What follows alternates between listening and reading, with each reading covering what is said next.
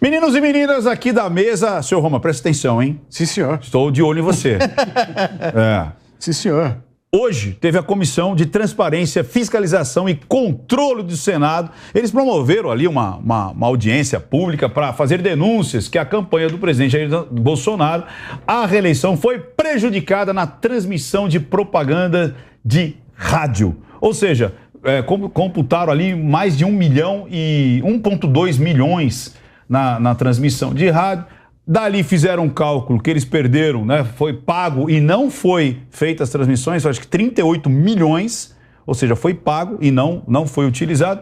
E aí, no meio disso tudo, muita gente falou do que aconteceu durante a campanha e também apareceram pessoas que se sentiram prejudicadas pelo que o Negão acabou de falar aqui no primeiro bloco, de o quanto que as pessoas estão com medo de falar. A gente agora, nesse exato momento, nós estamos com medo de o que pode e o que não pode falar. Só que, assim, eu não aceito isso, Negão. Eu não aceito. Aqui a gente tem dois machados, né? Você tem o machado do STF, do TSE, quer dizer, e você tem o machado do YouTube. Os dois estão aqui, exatamente. Ó, pairando a cabeça. Boa, Negão. A foice. Não, a foice. Não, eu quero... Não é machado não, embaixo, né? Eu quero falar sobre isso, que às vezes as pessoas me encontram nas ruas e falam assim, o que aconteceu com a Jovem Pan? Com a Jovem Pan não aconteceu nada. O que aconteceu foi com o Brasil. É isso que aconteceu. Exato. Se fosse só a Jovem Pan, a gente resolvia.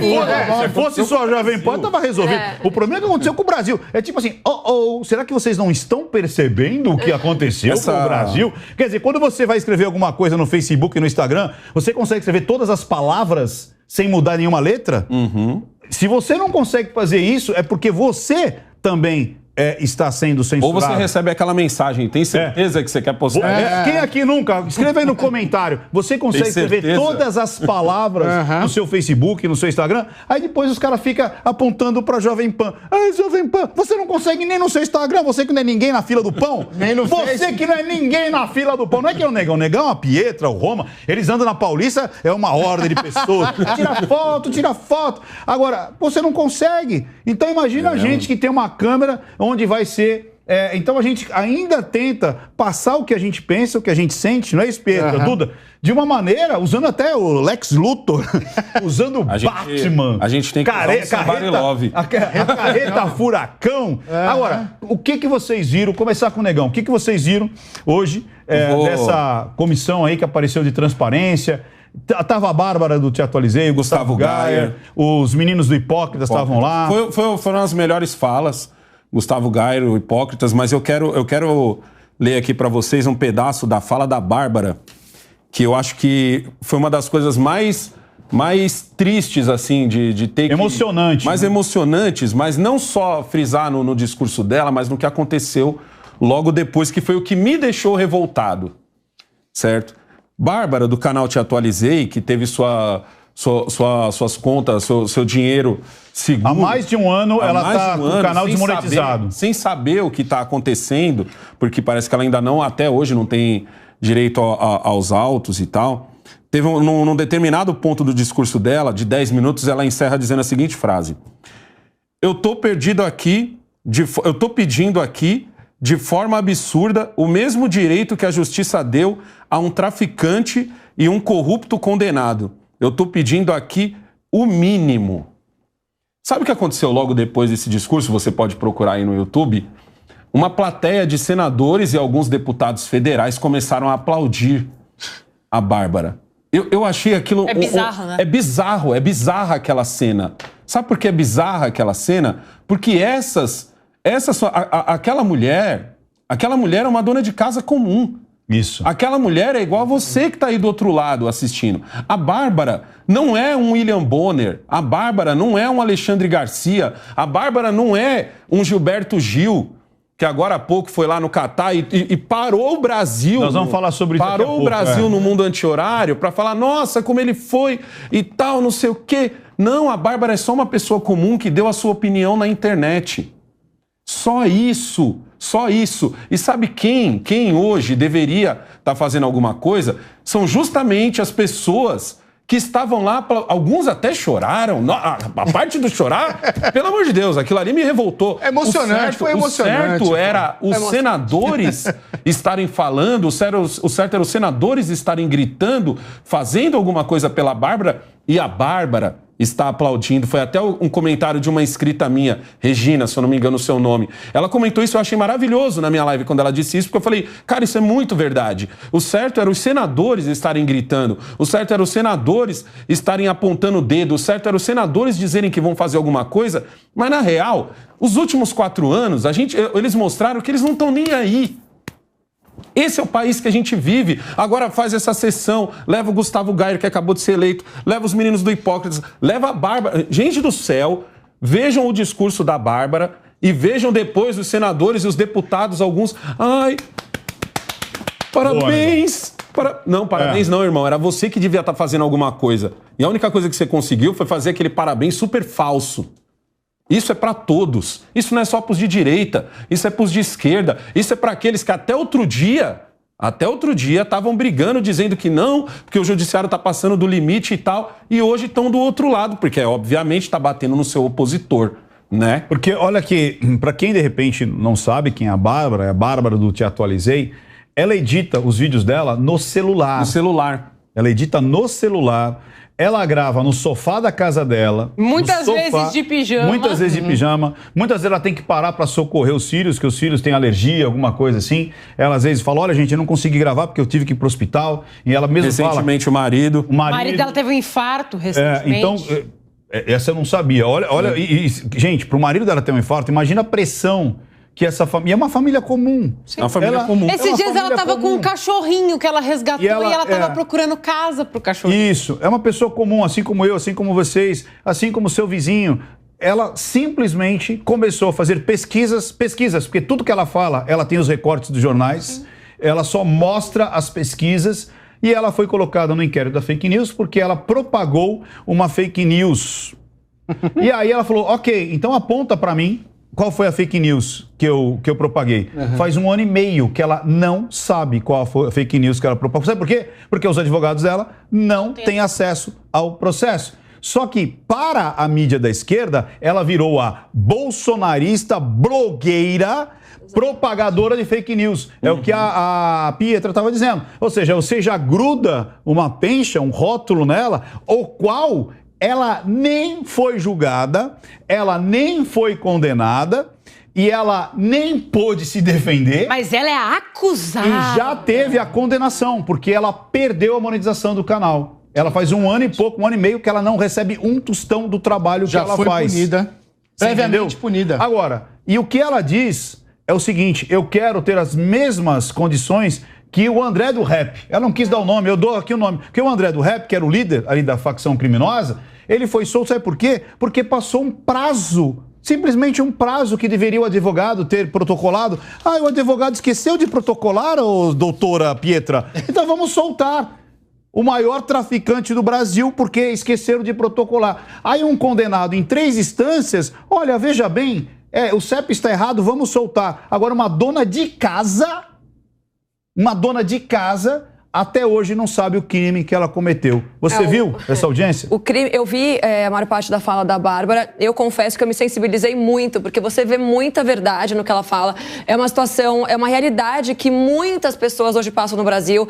Eu não tenho a coragem que a Bárbara tem. E pra mim ela é uma heroína, tá? Ela tá lá, ela se expor da forma como ela se expõe. Tendo família, tendo filho, falar as coisas que ela fala, sabendo que ela corre o risco que ela tá correndo. Né? É o que a gente tava falando aqui antes, né? O Negão, ele é a favor de você se abster de dar algumas informações, de repassar algumas informações ou de dar a sua opinião, né? Porque você tem que priorizar outras coisas em detrimento da sua liberdade de expressão. Eu entendo o que ele quer dizer, mas ao mesmo tempo é injusto, Negão. E ao mesmo tempo que eu não tenho a coragem da Bárbara, porque eu não tenho, ela é uma heroína. Ela fala uma frase lá muito emblemática. Ela falou muitas coisas muito emblemáticas. Eu me sensibilizei muito, assim, com todo o discurso. Uma é que o Ventura já comentou aqui, né? Que ela fala que eu sou só uma dona de casa pedindo os mesmos direitos que um traficante. Isso foi muito, muito simbólico. É um choque de realidade. É um choque de realidade. Né? Não é nem simbólico. antropologia é realidade, isso é um choque de realidade na gente. E ela falou várias coisas, né? Ela faz uma crítica ao Senado, ela fala, vocês estão aqui hoje porque vocês estão gozando da confiança do povo. A gente colocou vocês aqui, vocês nada fazem para que a gente tenha liberdade de dar a nossa opinião, né? E ela também cita uma frase que poucas pessoas acho que se atentaram, né? Ela fala, uns bichos são mais iguais do que outros. Essa frase é uma frase do livro Revolução dos Bichos, do Orwell. Então, para quem tiver interesse em casa, dá Todos os animais são iguais, mas leia o livro. São mais iguais que os não deu uma pesquisada, né? É uma crítica ali do Orwell sobre a situação da União Soviética, né? Do comunismo soviético. Então, enfim, depois da Bárbara ainda teve o Geyer. O Geyer falou muitíssimo bem também sobre a questão da frente cultural. A nossa frente cultural está contaminada pela esquerda, ele está batendo muito nessa tecla e as pessoas têm que ter noção do quanto isso é importante. Isso. A mesma coisa dos hipócritas também, né? E o Gustavo Geyer ainda tem que tomar cuidado, porque ele ainda não é deputado. Ele, por enquanto, ele é igual a gente ainda. E os caras estão de olho nele. Esse machado que eu até brinquei e falei assim, ó, tem um machado apontado para a cabeça da Jovem Pan, tanto do TSE quanto do YouTube, na cabeça do Gustavo Geyer também tá. O meu ponto aqui, gente, é muito simples. Nós já vivemos numa ditadura. Isso. O problema é que a gente vive numa ditadura dentro de uma democracia. Ela está disfarçada de democracia. Quem deveria estar falando alguma coisa são justamente essas pessoas que estavam aplaudindo a Bárbara porque eles estão morrendo de medo. Quando um senador que, por lei, ele pode fazer alguma coisa e ele está morrendo de medo, como que vai ser com a gente? A Jovem Pan é um veículo gigantesco e a Jovem Pan foi calada. A Jovem Pan não foi calada antes, na época da eleição, e agora pelo próprio YouTube. Olha que interessante isso daí. E quando a gente fala, né? Que nem eu brinquei, quem é você na fila do pão? Gente, a gente aqui, ó, o Roma, o Negão, a Duda, eu, a Pietra, somos pessoas comuns. Pietra, você é jornalista? Não. Você é jornalista, Roma? Eu sou. Então, o único que é jornalista aqui é o Roma. Porque a gente registrado com somos pessoas. Aliás, estudamos, fizemos os nossos estudos e tudo mais. Por causa mas somos pessoas comuns que começaram a falar, tivemos a nossa credibilidade, os nossos holofotes, e qualquer pessoa poderia fazer isso, sem ter medo. Duda, o que você viu dessa reunião, dessa convocação que o Senado fez com as pessoas ali, tanto comuns quanto os políticos falando sobre o assunto? Eu achei muito importante terem convocado vários grupos de pessoas, vários grupos diferentes. A gente tinha deputados, a gente tinha senadores, e aí eu concordo 100% com o que o Negão falou. Quem deveria estar sendo aplaudido ali por estar falando coisas incríveis e por estar fornecendo uma opção pra gente são eles.